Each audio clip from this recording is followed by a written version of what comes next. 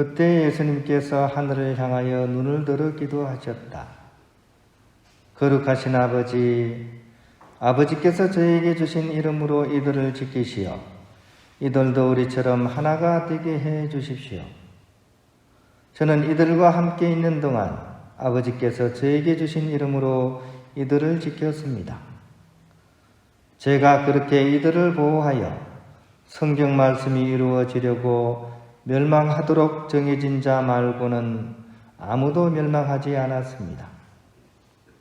이제 저는 아버지께 갑니다. 제가 세상에 있으면서 이런 말씀을 드리는 이유는 이들이 속으로 저의 기쁨을 충만히 누리게 하려는 것입니다. 저는 이들에게 아버지의 말씀을 주었는데 세상은 이들을 미워하였습니다. 제가 세상에 속하지 않은 것처럼 이들도 세상에 속하지 않기 때문입니다. 이들을 세상에서 데려가시라고 비는 것이 아니라 이들을 악에서 지켜주십사고 빕니다. 제가 세상에 속하지 않은 것처럼 이들도 세상에 속하지 않습니다. 이들을 진리로 거룩하게 해 주십시오. 아버지의 말씀이 진리입니다. 아버지께서 저를 세상에 보내신 것처럼 저도 이들을 세상에 보냈습니다. 그리고 저는 이들을 위하여 저 자신을 거룩하게 합니다. 이들도 진리로 거룩해지게 하려는 것입니다. 주님의 말씀입니다. 평안을 빕니다. 오늘 부처님 오신 날이라서 절에 가셔야 되는데 여기 다 오신 것 같아요. 우리는 밥 안 줍니다. 초파일이면 이렇게 절에 가면 이렇게 식사도 이렇게 챙겨주고 하는 참 우리 감사해야 됩니다. 그죠? 부처님한테 그죠? 왜냐하면 이 세상에 많은 사람들이 다 약육강식 아닙니까? 그죠? 막 동물의 세계 보면 알죠? 힘센 놈이 약한 놈 막 잡아먹고 그죠? 막 어떻게 보면 저마다의 욕심을 추구하기 위해서 이렇게 막 정신없이 달려가는 그런 세상 속에서 이런 성인들이 나오셔가지고 그게 다가 아니다.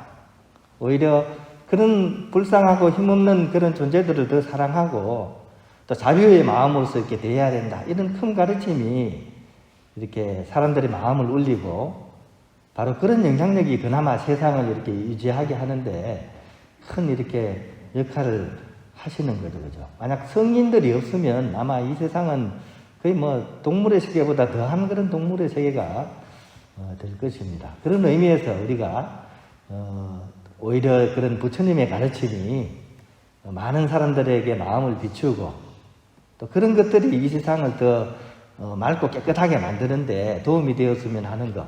그것이 같은 우리 종교인들의 마음이지 않겠는가. 그래서 부처님이 오신 날이면 저희 수도원에 이제 성북동 같은 경우에는 이날 저희들이 조그만 선물을 이렇게 갖다 드립니다. 그러면 또 화답하는 차원에서 예수님 오신 날 또 스님들이 또 크다란 화분을 또 저희들한테 갖다 줘요. 그래서 같은 이렇게 종교를 믿는 사람으로서 뭐 종교는 다르죠, 그죠? 그리스도교와 불교가 다르지만 서로 이렇게 세상을 밝히고 또 사람들의 마음을 순화시켜주는 차원에서 서로 이렇게 도와줄 수 있고 격려해 줄 수 있는 그런 모습이 아름다운 모습이지 않겠는가 하는 그런 생각도 좀 이렇게 해보게 됩니다. 얘기가 조금 옆길로 빠졌고요. 기왕 뭐 오늘 절에 안 오신 거니까 여기서 좋은 시간 보내십시오. 오늘 이 독서와 또 복음의 그런 주제를 딱 한마디로 표현한다면 저는 눈물이라는 그런 단어로서 요약을 하고 싶습니다. 눈물, 그죠? 참 어떻게 보면 인간에게 있어서도 참 오묘한 게 그죠? 우리가 뭔 생각을 하거나 뭘 이렇게 감동을 받으면 왜 그렇게 눈물이 나는지 그죠? 너무 신기하지 않습니까? 안 신기해요? 그죠? 신기하죠? 그죠? 우리가 뭔 생각을 하거나 그러면 그 어떻게 해서 그게 무슨 작용이 있어서 그런지 눈물이 막 나고 그죠? 그 눈물이 어떤 우리의 감정을 다 표현을 해주는 것 차원에서 참 눈물은 참 오묘하다는 생각이 들어요. 영혼의 진주 이렇게 부르면 될까요? 우리 영혼의 진주가 눈물이다. 시인 중에 눈물이라는 유명한 시가 있죠. 제가 한번 읽어볼까요? 들어는 옥토에 떨어지는 작은 생명이고자 흠도 티도 금가지 않은 나의 전체는 오직일 뿐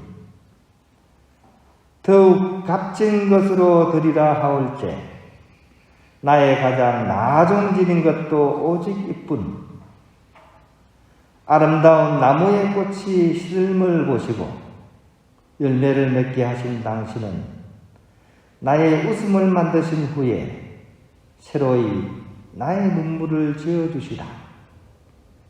김현성이라는 시인인데 크리스찬이었던 것 같아요. 이제 하느님에 대한 그런 기도를 이렇게 바치는 의미에서 내가 이렇게 가장 마지막에 값진 것으로 들을 수 있는 게 바로 옥토에 떨어지는 이 보석과 같은 눈물이다. 이런 얘기죠. 인간이 마음을 다해서 뭔가를 들을 때 제일 나중에 들을 수 있는 것, 그것이 바로 눈물이라는 것이죠. 오늘 독서에서 사도 바울께서는 바로 그러한 가장 나중에 눈물을 흘리면서 이제 고별식을 하고 계십니다. 내용은 우리가 잘 알다시피 이제 사도 바울께서 이게 마지막으로 이렇게 그동안 정말 고생하셨던 그 선교지를 떠나면서 이제 다시는 만날 수 없는 마지막 이별의 길을 이제 떠나는 그런 장면입니다. 그러면서 이제 노파심에 쌓인 나머지 이런저런 말씀을 하시면서 31절 말씀을 통해서 이게 당신의 그런 모든 마음을 담아서 표현을 하고 계십니다. 내가 3년 동안 밤낮으로 쉬지 않고 여러분 한 사람 한 사람에게 눈물로 타이른 것을 명심하고 늘 깨어 있으십시오. 이렇게 얘기합니다. 사도 바오로가 이 코린토족이거든요. 여기에서 사실은 3차 전도 여행, 그죠? 그 기간 중에 이제 벌어진 그런 일이죠. 그죠? 3년 동안 머문 곳이 잘 없습니다. 근데 여기 있으면서 그토록 심려를 기울여서, 그죠? 온갖 노를 기울이면서 여기서 이제 선교를 하시고, 이제는 새로운 곳으로, 예루살렘으로 이제 가시게 되는 마당에, 이제 거기 가서 이제 어떤 일을 겪을지는 본인은 알고 있습니다. 거기는 이제 감옥살이와 또 박해와 심지어 죽음의 위험까지 기다리고 있다는 사실을 알고 있습니다. 그러면서도 성령의 이끄심에 따라 이제 그 길을 가면서 마지막 이제 동고동락했던 이곳에 어떤 교우들과 이렇게 마지막 그걸 나누시는 거죠. 이 표현에서 우리가 알고 있다시피 바오로의 그런 복음 선포는 그냥 예수를 믿으시오 하는 그런 차원이 아니라 선수 일하고 기도하고 가르치는 가운데서도 그 한 사람 한 사람에게 다가가서 눈물로써 일깨웠다는 거죠. 그냥 예수님 믿으세요 이게 아니라 그 한 사람 한 사람에게 다가가서 최선을 다하면서, 그죠? 어저께 독서처럼 달릴 길을 다 달렸습니다 할 정도로 최선을 다하되 특히 눈물로써 이렇게 다가갔다는 거죠. 그러고도 마음이 놓이지 않았는지 그곳의 원로들에게 신신당부까지 합니다. 나의 모범을 따라서 약한 사람들 잘 돌보고 또 사심없이 봉사하십시오. 특히 연설의 마지막 부분에는 궁핍한 사람들을 특별히 더 잘 돌보라고 강조하면서 이 모든 것들을 하느님의 은총에 맡깁니다. 이렇게 이제 마무리를 하고 있는 거죠.